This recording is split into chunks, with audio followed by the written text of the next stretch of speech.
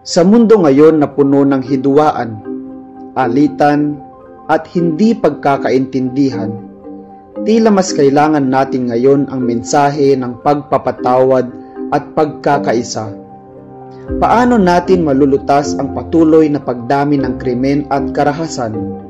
Paano natin masusugpo ang hindi pagkakaunawaan at pagkakawatak-watak sa ating lipunan?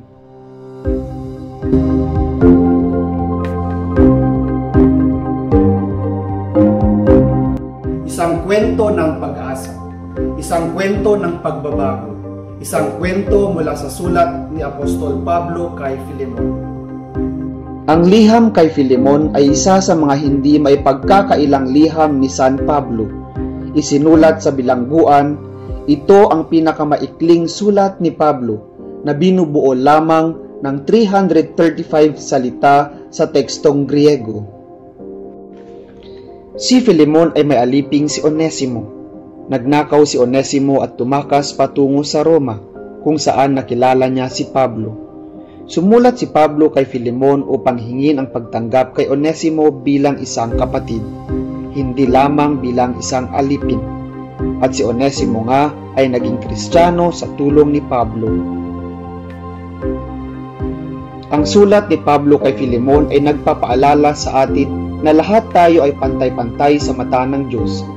Sa panahon ngayon na may mga isyu ng diskriminasyon at pagkawatak-watak, mahalaga ang pagpapakita ng respeto at pagmamahal sa bawat isa, anuman ang katayuan sa lipunan. Ang konsepto ng pagpapatawad at pagbabago ay nagbibigay daan sa pag-asa para sa mas magandang kinabukasan.